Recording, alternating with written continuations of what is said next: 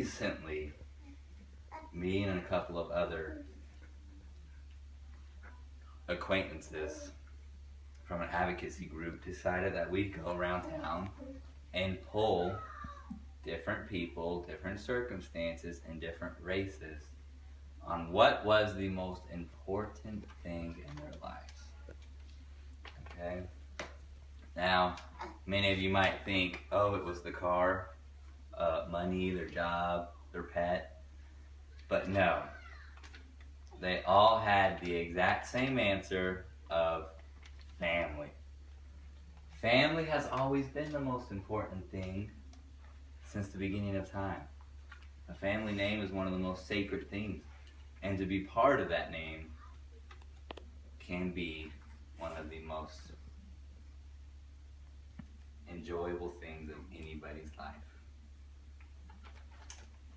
So when we were asked to speak on an advocacy group, I decided that what better than to speak upon the group that I am currently involved in.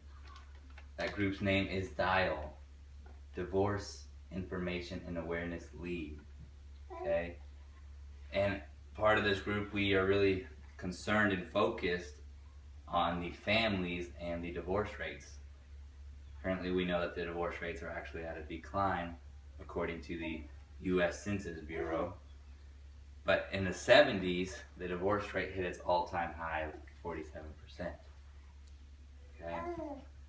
Now, that may not seem like such an issue to you, but going back to the same pattern, the family's the most important thing. So we should take further actions upon this to constantly nurture and encourage good family relationships and support. Okay?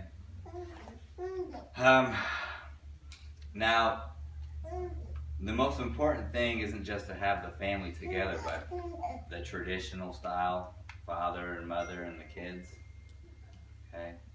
And according to the child trends, they took a calculation of the U.S. Census Bureau, and according to this bureau, the Census Bureau, 34% of blacks currently live with both parents, or children currently live with both parents. 74% of whites currently live with both parents. 60% of Mexican children live with both parents. And 83% of Asians currently live with both parents. And there are numerous studies and information taken about the success rate of children involved with both parents and the support that comes with that. Okay, I'm going to read you a few statistics here about the risk of a single parent home and the effects it could have on children. Okay, and these all come from the Bureau of Census, Center for Disease and Control, Criminal Justice and Behavior, Volume 14. 5 children that only live with a single father or mother are 5 times more likely to commit suicide. They're 32% more likely to run away.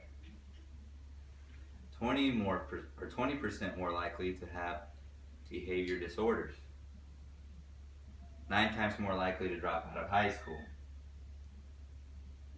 10 times more likely to abuse chemical substances.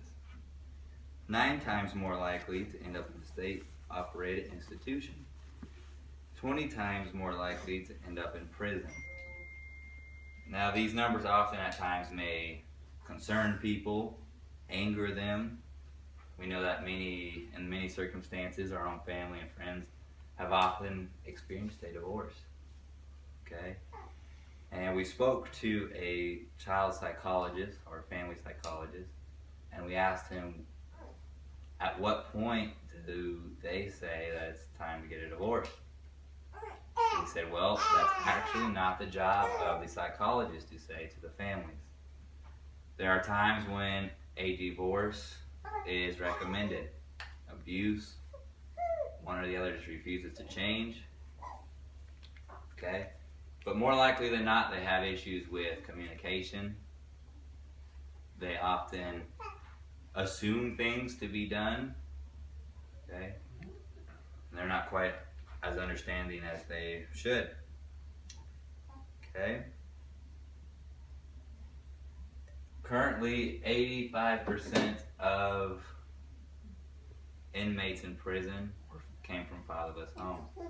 We know that children from fatherless homes often end up heavily involved in juvenile crime, and if it's not stopped early on, it can go and increase further into their adulthood. Okay.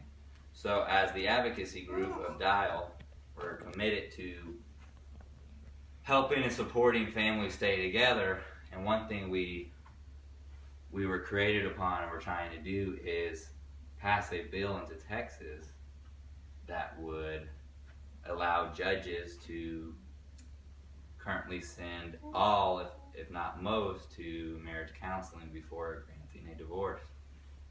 And before allowing young couples to get married, they would be required to take a small course of marriage counseling just to give them that little bit of preparation that they may need upon their new marriage. And currently, in the state of Nebraska, Senator Tony Filton had just approached Congress with that same bill, asking that judges be given the authority to send couples to marriage counseling before granting that divorce. Okay? We know that families are important. Sometimes people will put them above, they'll put other items above their family, cars, jobs, hobbies, you name it. But as the advocacy group of Dow, we're committed to supporting and encouraging family relationships, recreational activities, and overall we know that as the families grow stronger and grow closer together, that society will also grow stronger and better with more value. Thank you for coming tonight. Blessings upon you.